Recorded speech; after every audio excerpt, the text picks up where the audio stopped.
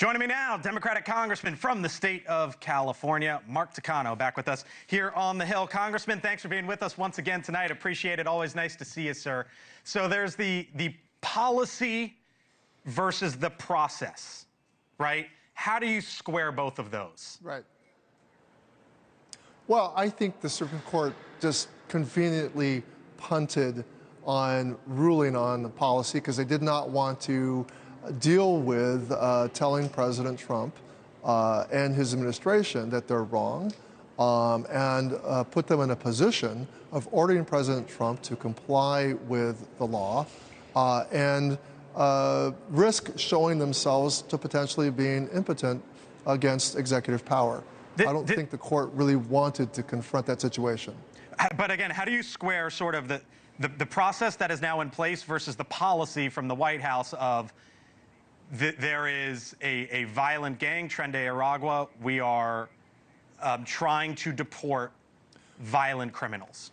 Well, it's pretty clear. There's some compelling evidence that from 60 Minutes that 75% of the detainees have no criminal record, and that the administration has erroneously put into incarceration or detained non-citizens and sent them to an El Salvadorian notorious prison without any real basis. And that this was done misusing the Enemy Aliens Act. And contrary to what the president's press secretary has said, they're not using the law properly. We're not at war with Venezuela. People who have not committed any crime, who have no connection to Tren de Agua, have been put into a brutal, terrible prison. This is not justice. This is injustice. The Supreme Court did not serve justice. They served their own political cowardice, their own, not political cowardice, their own institutional cowardice. You're saying it's cowardice. Do you think Amy Coney Barrett was cowardly? No, it's not Amy Coney Barrett that was cowardly. It was the majority that would not rule on the substance of the question before them.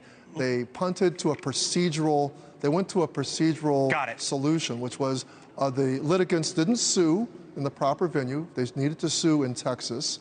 And so they punted on the substance of the decision. Was the Enemy Aliens Act properly applied?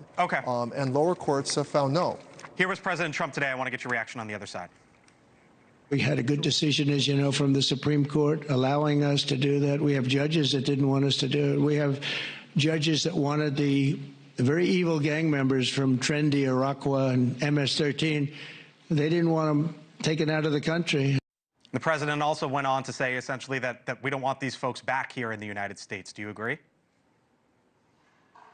Well, look, Tren de Agua is a terrible gang, but the president also is responsible. His administration has to show that these people they picked up are actually Tren de Agua gang members. We can't take it on face value that that what they did was really proper and that they actually picked up gang members. There's plenty of evidence. So you don't trust ICE, as I said, DHS?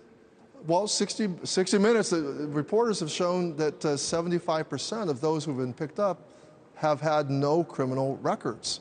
And so it's very dubious that they've actually picked up gang members. That's the problem here. That's the problem with no due process. And even the Supreme Court has ruled that in the future, potential detainees need to be told that the Enemy Aliens Act is going to be applied before them and that they do have a right to have a hearing. That's something that these people who were sent to El Salvador did not have the benefit of. Thank you for watching. And make sure you go to joinnn.com to find NewsNation on your television provider. And don't forget to click the red subscribe button below to get more of NewsNation's fact-driven, unbiased coverage.